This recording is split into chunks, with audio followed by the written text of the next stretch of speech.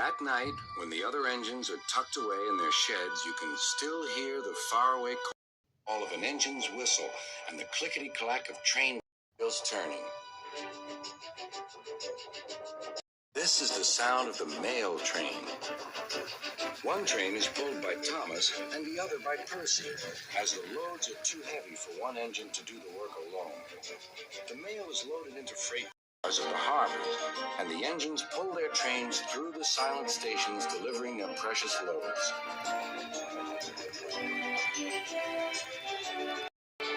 On a clear night, a big shiny moon brightens their journey, but often Thomas and Percy can't even see the stars.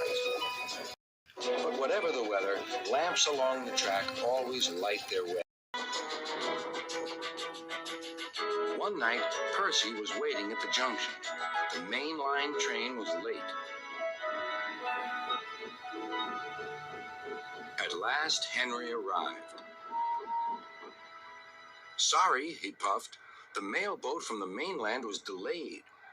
"Come on, Percy," said his driver. "Let's make up for lost time." Percy puffed along as quickly as he could, but the sun was already rising as he finished his... Never mind, thought Percy. It's nice to be up and about when it's the start of a new day and there's no one else around. Percy was not alone for long. "Bother," said Percy.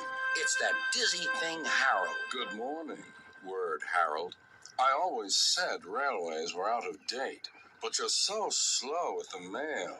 You should give everyone their stamps back." Percy was too tired to explain. "Bird brain," he muttered. "Good morning, Percy," called Duck.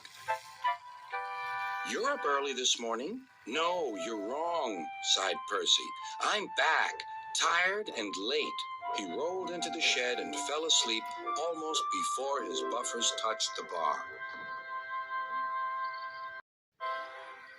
His driver decided to set off early that evening. Thomas was waiting at the station. "Thank goodness I have a chance to speak to you. Driver says that the person in charge of the mail has complained to Sir Topham Hatt about the delay last night." "But that wasn't my fault," replied Percy. "I know," said Thomas, "and so does Sir Topham Hatt. But this mail person wouldn't listen. Tonight we'll just have to be quicker than ever before." The engines were just leaving when they heard a familiar buzzing. "I say, you two, there's news flying about." "Where?" puffed Percy crossly. "All over the place. They're going to scrap the mail train and use me instead. Wings work wonders, you know. Always." "Rubbish," huffed Thomas. That night, everything ran like clockwork. Thomas and Percy steamed through the stations, making good time everywhere they went.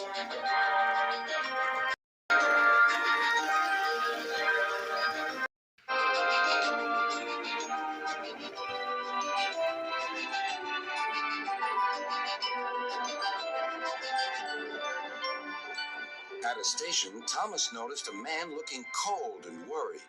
He had missed his train home. "We can give you a ride," said Thomas's driver, "but it will be rather uncomfortable."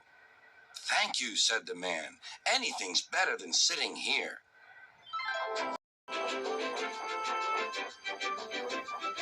The next afternoon, Percy passed the airfield and saw Harold. "Hello, Lazy Wings. Are you too tired to fly today?" "The wind's too strong," grumbled Harold. "I've been grounded." "You need rails," laughed Percy. "They work wonders, you know. Always." That night, Sir Topham Hatt showed the two engines a letter. It was from the man who missed his train. "He thinks you are both splendid, and everyone says that the mail train is the pride of the line."